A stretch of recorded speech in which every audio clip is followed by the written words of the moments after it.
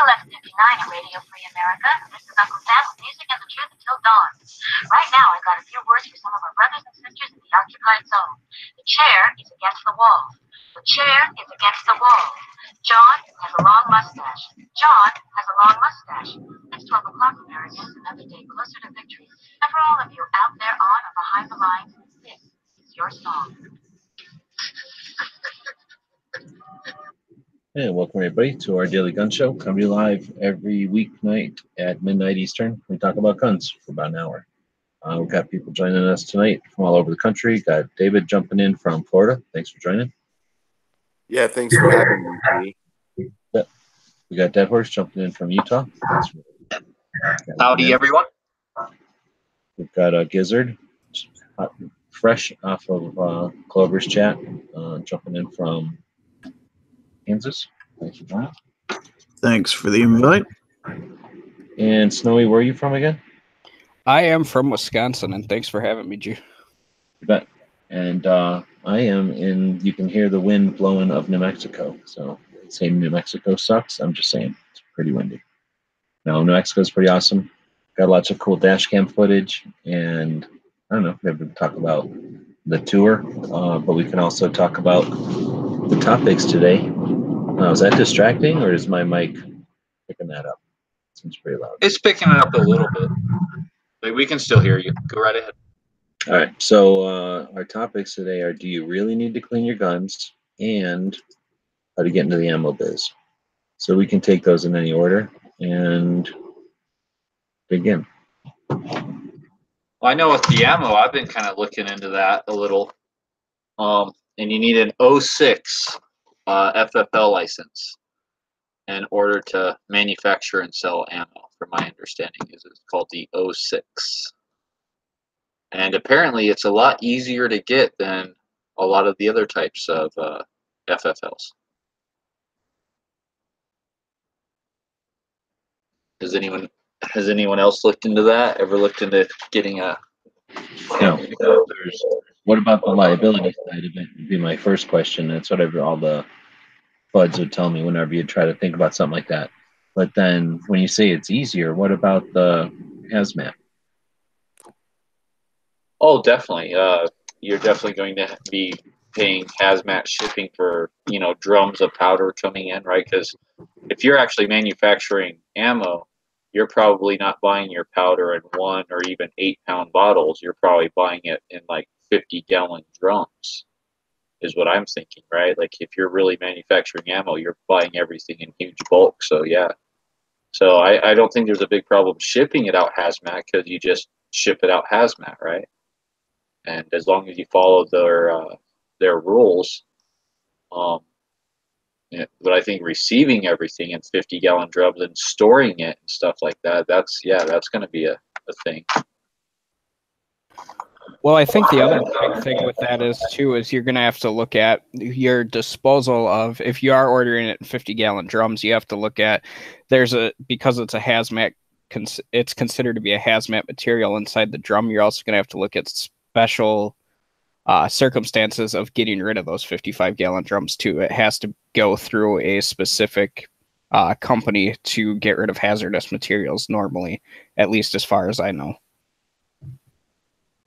So you're saying once the powder's in the drum, now the drum will be considered a hazmat item, like once it's taken out?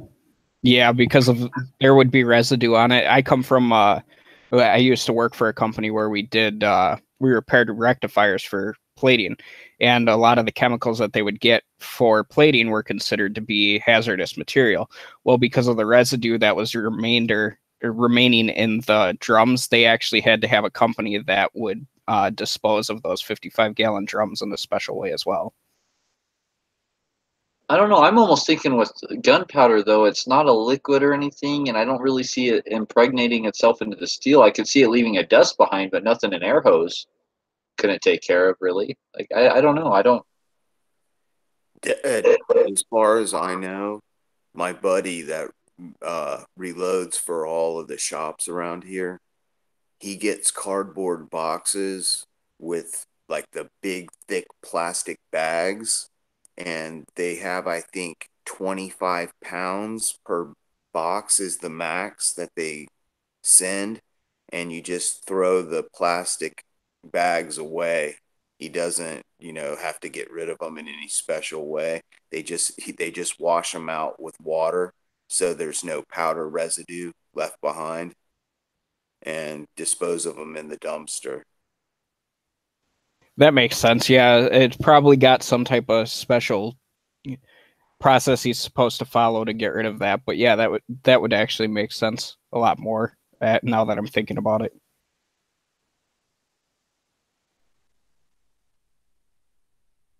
And then the insurance, like you're gonna have a big insurance premium, right?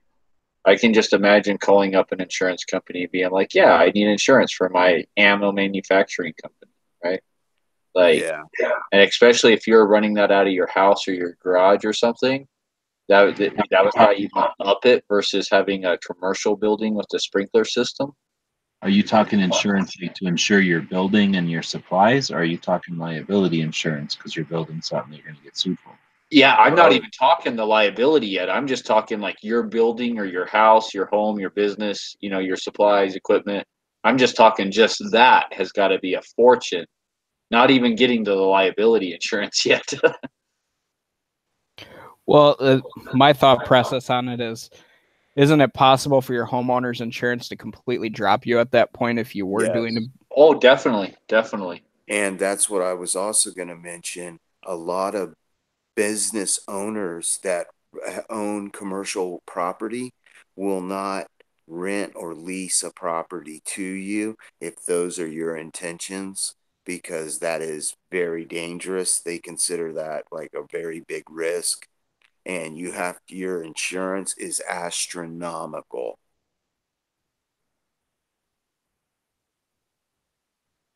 I would think one thing that you could do to limit a lot of those risks and costs and liabilities and stuff would be to use something that uses very, very little ammunition or very little lead or very little powder, like a 9mm. It probably doesn't even need to be regulated. It'd be like making BBs.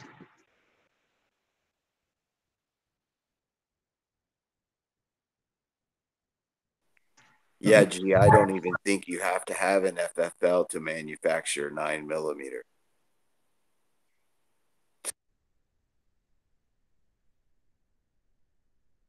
You just need the 1F. That's it. All right. Well, is there anything else with manufactured ammo? I was just trying to Google to see if I could find out like how much some other people are paying. And one guy says that for everything, and I don't know if this is the liability too, but for everything he's paying $26,000 a year. So that's a little over $2,000 a month. So that's got to be probably for liability, his building, like everything. So that's a huge. That's a lot, man. Like you got to look at like, oh, I got to make more than $26,000 a year just to pay for insurance. We don't know his setup and all that, and it might be like I said. I'm sure there's a big difference whether you got it in your house versus like a commercial building with like sprinkler systems and stuff like that. So then, to play devil's advocate, if you go to get a gun shop, you need a building probably, although you don't need one. Depending on if you can get zoned, you can run a gun shop out of a room of your building, a house, or a room of your office building or something. So you need some kind of physical location though, and you need some inventory, and you need a bound book, and then you need some insurance, maybe, and then maybe a phone line and some stuff like that. So you got a monthly expenses, but as far as like, what would it be, capital or whatever you call, like the actual guns, the stuff you invest in to make money, you could start with a few guns, and then once those guns sell and you make a little bit of profit, you invest that back in more guns, and so on forth, and then you got hundreds of guns in your shop. With ammo, isn't it? You've got to buy all that stuff up front, or at least more cost up Pretty front. much, yeah. You got to have everything up front. You got to have all the tools to do it. You need all the stuff you need with a regular FFL, because that's just everything you need with any business almost, right? Except for maybe the requirement of having a physical location. They make an FFL have a location. You can just start a regular business anywhere.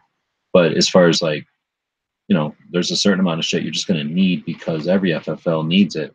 And then additionally, you've got, you got all that infrastructure of machines and labor. I don't know how much it costs to run machines, but you can't just do robots right off the bat. But then you're still going to invest in lead and powder and all that, and a recipe that's interesting that people want to buy, right? You can duplicate. And how involved are you going in? How involved are you going into in this business? Are you making your own projectiles, like smelting the lead, or are you just buying them already pre-made? So you can go like way in depth into that manufacturing process too. You start swaging and making your own brass. And how in depth is your manufacturing process going to be? I was thinking about doing individually hand-hammered Damascus projectiles. Ooh. And a 50 cal? Yeah, not 223. Little tiny Damascus. All right, well, no.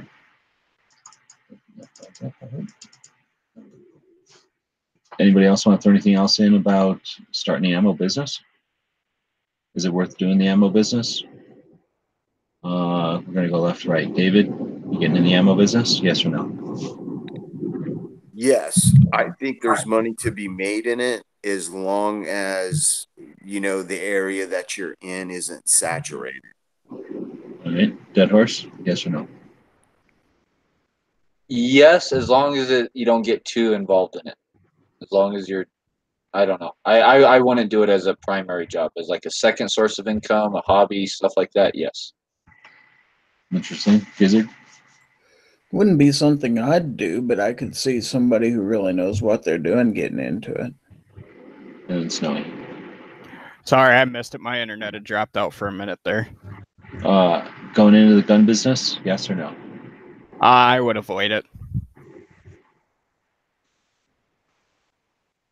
I think I'd have to throw down something like what David said, depending on what your niche is. Like if maybe a mix of what a couple of you guys said. If you knew you're going into it for a niche and you weren't trying to make it your only source of income, but you either saw where somebody's missing something and you could fill that, or if you really just want to reload and now you know there's somebody out there who would be buying your bullets from you, so you'd make it worth your while. I can see doing it. But yeah, I don't know if it would be a money-making thing. It's one of those things where you're at the mercy of the markets to some extent, like the lead and the powder and stuff come from certain sources. And then what do you call it, like trends or tastes? So all of a sudden everybody's into all these different calibers. What's everybody sitting on 223 powder? What are they going to do? Nobody shoots 223 no more, right? Well, the way I look at it too is I also look at it. You're kind of, for me, it would be it's a risky business being in the gun business in general, because a lot of the time it does depend on the political spectrum in this country as well. So I look at it for the volatility that would come with the business, which could be a risk if you're betting it all on that's how you're going to make your living and survive. You could lose it all pretty quick too.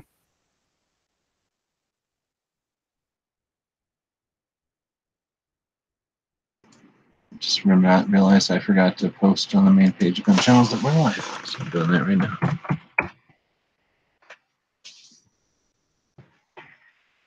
So every day we like to feature one of the members over on Gun Channels, and since I'm posting on the page right now, why don't we let Snowy pick somebody today? Who are we going to feature?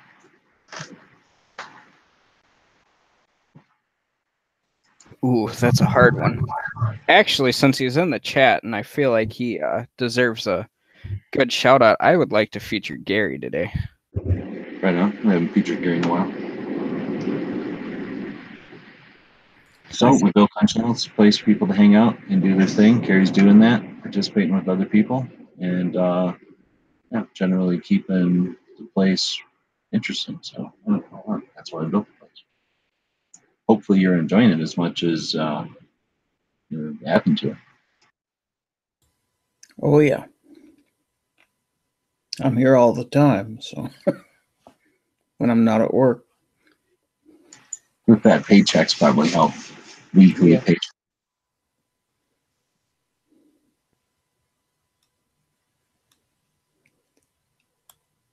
Oh, that killed the chat. We shouldn't talk about the fat weekly salaries everybody's making on their channel. I saw that Gizzard had a 357 subscriber thing. Maybe he could tell us about that real quick. Oh, I thought he was just having a subscriber contest and was giving away a 357. All right. Yeah, where's that mag, Gary? Yeah. No, yeah, we hit 357 subscribers about a week ago. And so I'm having a contest to name my little chicken toy that I keep on my desk, kind of like Sarge did name the eagle. So that's where I got the inspiration to do it. So I'm having to name the chicken contest. For all my subscribers on YouTube, leave a comment in the video, and then we're going to narrow those down to a bracket and have one of those bracket things here in a week or so. Sweet, I look forward to that. I guessed the name, so.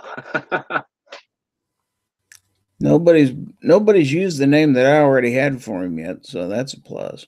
There's been some good ones out there. I was just going to say George's girlfriend, but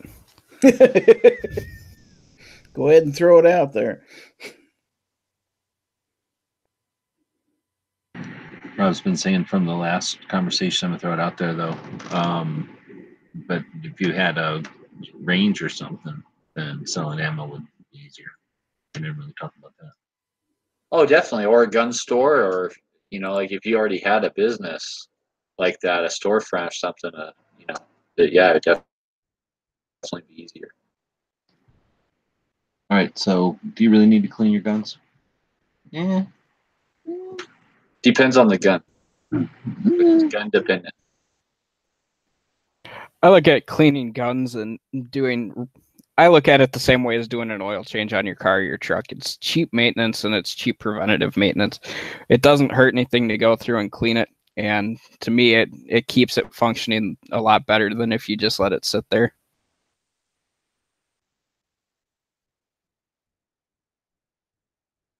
Some of my guns shoot better, especially mostly my rim fires, but they'll actually shoot better dirty than they do clean.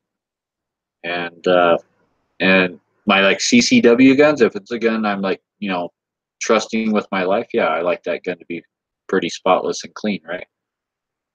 But a lot of like my beater guns and stuff, I don't clean them. I don't clean them until they malfunction or something happens. They I don't trust my life with those guns, so they but a nice collectible gun or a gun that's worth money, that's a different story. Yeah, I keep all those guns nice and clean and locked away. See, I think I'm one of those OCD people. At least once a month, I pull everything out of the safe and give it a good clean. It doesn't have to be a thorough one by any means, but just a quick one. See, I totally did that when I was like in my 20s. Now that I'm just like an old man, it's just got to the point where it's like, oh, I don't even care. Like if it's not what I consider like one of my nicer high-end guns, I don't clean it. Like Glocks and stuff, like you don't even need to clean a Glock ever. Like, who actually cleans a Glock? So most of the time they get oil or something on them, and then that just gets full of whatever soot. And like you say, that doesn't necessarily turn it gummy or anything, so it's still lubricious, whatever the word is. But and I know people who say the same thing, who go, "Oh, my guns work fine when they're dirty, so I just run them dirty." I think two things actually. One would be if you ever have to be called to, I don't know, defend your I don't know what the word would be, like not skill set, but like your how much attention you're paying to your gun, like your mindfulness of it. If you have to use that thing lethally at some point, and it's scrutinized, and they look at it and they go, yeah, "Why did you never clean your gun? Isn't it a normal thing that people clean this? Like, looks like you almost deliberately went out of your way." Now that's a whole thing that why would you want to just bring that up when you don't need to, when it could not be brought up, right? And then the other thing is, if you don't believe that's an issue because it's not that type of firearm, because there's plenty of firearms that are never going to be used that way.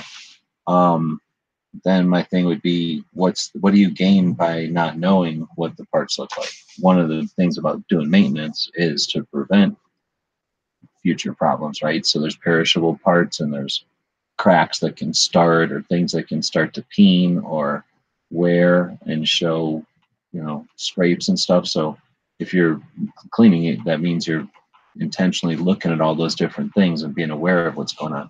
When you allow it to get all dirty and unit still functions, you really don't know if there's a crack starting or if there's something peening where it's not supposed to, or if something's goofy, right? Well, like my big thing is watching like Yankees setups for in his gun safes is really cool. I forget what kind of rods they are, but he's got them where they help take moisture out and stuff like that. I hate to say it, but most gun owners that I know don't have a setup like that. So for me, I live in Wisconsin.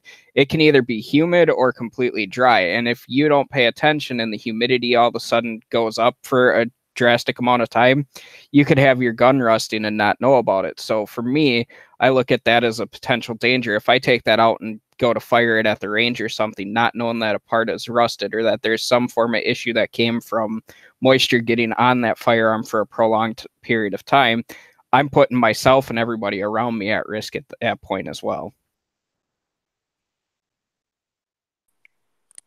Yeah, I have to agree with you. I'm in a humid state, so I use a goldenrod and one of those dehumidifier little, they're like a steel jar, and where you can put them in the oven after they change color. And basically, I go through all my guns once a month through the barrels with just a mop and some like CLP or something, just to make sure. And every time I fire them, I clean them before I put them back away. Like G Webb said, you're not going to know something's wearing out or something's getting a little bit iffy unless you're checking them. And especially if you're reloading your own ammunition, not only does the brass tell you what's going on with pressure levels, but also you can tell signs on a slide if you're getting excessive wear or excessive breech face, brassing where it's leaving ton of brass behind on the breech face. You can see that you're getting some high pressure.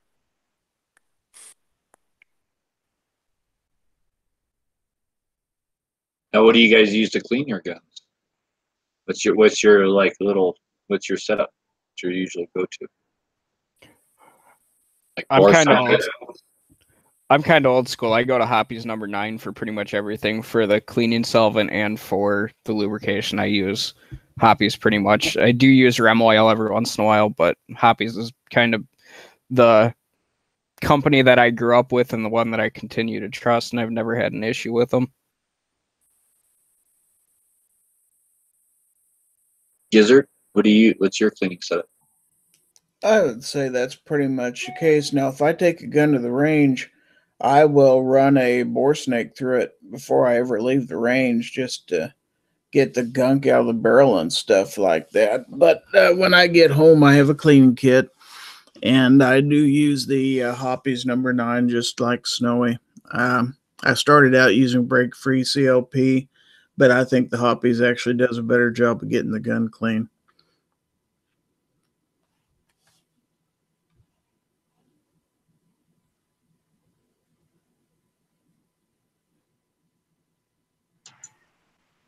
So I've been going to SHOT Show since 2005, and anytime there's like an open house or something at one of the gun shops, I like to go to those kind of things. And then GSSF matches and other things. So I just have a toolbox that's literally just full of like sample sizes and trial sizes and giveaways and stuff, like, every brand that handed them to me. So I've used them all.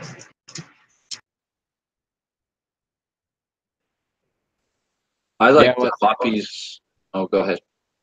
Oh, I was gonna say, yeah, and one thing for me is like one thing that I notice a lot of people don't do, but I always keep an extra, like just a small basic cleaning kit and some extra solvent and oil in my range bag that I take with me. That way, in case there is some type of issue at the range or anything like that, I can go through and clean it at the range before I actually pack it away as well. I keep all my my gun cleaning stuff in my range bag, so I have everything with me when I'm at the range that I would use at home too. I also keep a microfiber cloth that's soaked in a little bit. Usually put a tablespoon or two of like plain mineral oil like you get at the drugstore or something like that, just to use as a wipe down cloth. Have you seen those like Teflon or silicone like impregnated gun cloths? So you don't put anything on it, you just wipe the cloth on the gun and that's it, you're done. Yeah, I've seen them. I've never used one. I've seen them, but my concern is that for me personally, I'd like to know what specifically is going on to my firearm, because if all of a sudden I start using something like that and I've got a lot of pitting or a lot of rust starting to show through, or all of a sudden my coating on my firearm is starting to go through, I'm going to be kind of pissed. So I'd like to know exactly what goes into those. And some of those companies that have products like that aren't very straightforward with what they actually use in the material and what they actually use for the chemical that's infused with it. Yeah, that's why for best bet, get yourself a bottle of mineral oil for a couple bucks, maybe even cheaper at Walgreens or Walmart, whatever, and put a couple tablespoons in a one of those cloths that won't leave lint behind, and then put that in a quart-sized Ziploc baggie and keep that thing. And you can wipe guns down with it. Mineral oil is one of the oldest lubricants, and it works very well on gun steel and even on wood stocks, wiping it down with it. And as long as you've got a good urethane coating on there, it will not mess up the urethane either. So that's a good way to wipe them down, especially if you've been handling them or showing them to, friends or family, and then you're putting them back away. Go ahead and just wipe them down with one of those rags. It makes a big difference. And for cleaning, I've just got about every type of cleaning kit you could think of. I've actually done commercial cleaning for business and gunsmithing. So I've even got ultrasonic cleaning tanks that I can put a 24-inch barreled AR-15 or AR-10 upper receiver down into and clean. I use a lot of the old school methods, JAGs, with patches, like vinyl or not flannel patches, and Hoppy's number 9 to any other type of bore solvent, and a bronze brush, and go through it. As long as you do it, I think the method is not as important as the frequency that you actually do it and the products that you use. Well, and like one big question that I always kind of get curious about is I'm in Wisconsin. We're right in that kind of time where we're starting to switch to the colder weather. It's going to, before I know it, there will be snow on the ground. And one thing that I do is I tend to try to find some type of lubricant out there every year that's based as a cold weather lubricant. I haven't found one for this year that I want to try out. But does anybody else ever switch to that type of stuff, or do they just run the same type of stuff? I commonly shoot in very, very cold weather, right? We're talking Wyoming and stuff, 30 below and stuff like that. Ram oil. I swear by ram oil for cold weather. It doesn't gum up. It's the best stuff I've found. I've tried all sorts of designer oils so far, and the good old-fashioned ram oil is the best I've ever found for extreme cold weather. I've also shot extreme weather, sometimes down to 50 degrees, and I'll use Slip 2000 for that. I'm a Slip 2000 guy myself. I've shot in around probably low 40s, high 30s with it. And I believe it's good to well below 0.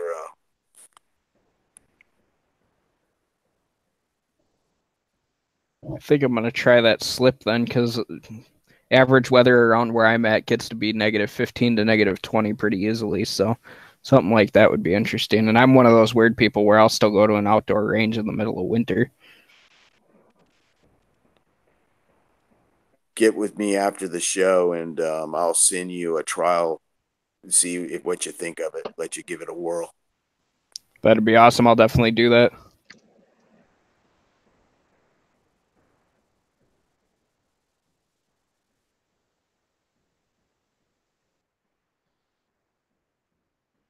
So what do you guys use? Do you guys just all use like regular brushes and patches, or do you guys use like bore snakes to clean your guns, or anything fancy? Fancy machines, Skynet machines to clean your guns, or anything? Bore snakes are good for after the range while your barrel's still hot but cool enough to touch, just to get that, maybe carbon buildup, especially if you're shooting corrosive like 7.62 or 5.45.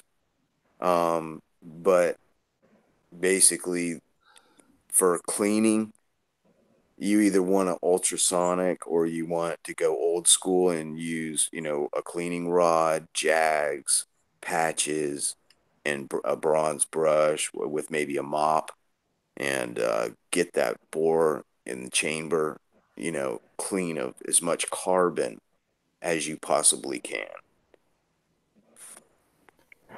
I kind of use a mix where it will be just a regular kit and a bore snake.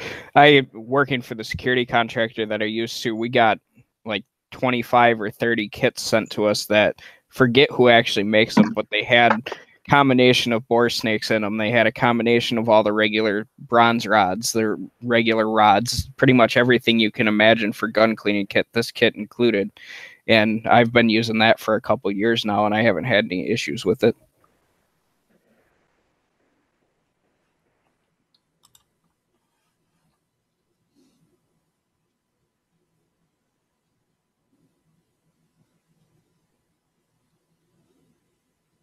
And that's when it ended.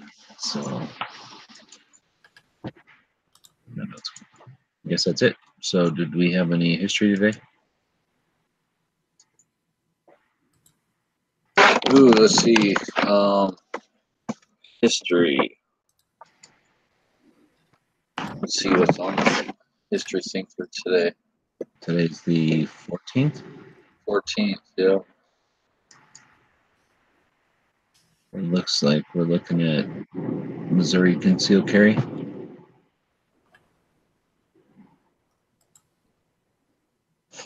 So it was today in 2016. Did we just talk about this one yesterday? I think I screwed up yesterday because this one. But anyway, Missouri got their constitutional carry today, 14th. They were the 11th state to do it.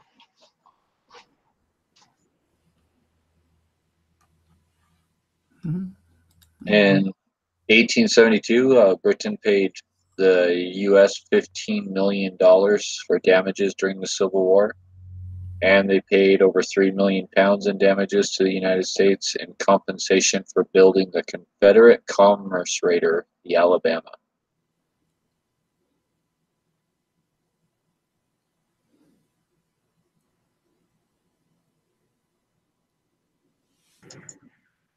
All right. You're digging through that big sheet. Yeah, I'm looking through it. That's tough when you're trying to do it solo. So. Oh, the Soviet space probe Luna 2 was the first man-made object to reach the moon on this day. Didn't we do this 1959. yesterday? Am I crazy, or we talked about this yesterday? I'm on September 14th. I think we did 14th yesterday. So. Oh. Uh-oh. So what, we can do the 15th today then? Maybe we did it at 9 p.m. Eastern.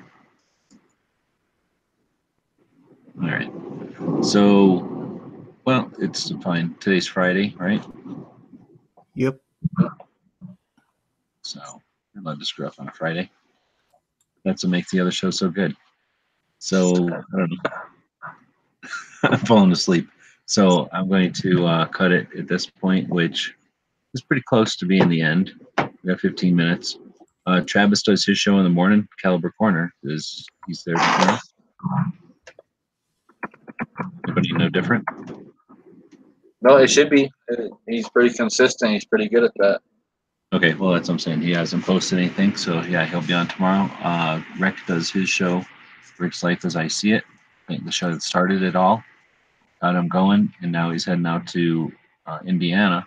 So if you want to contribute to that and get in on some if you want to get in on a chance to win some gifts, what do you say? You guys are donating a part for whatever platform it might be required, whatever they have.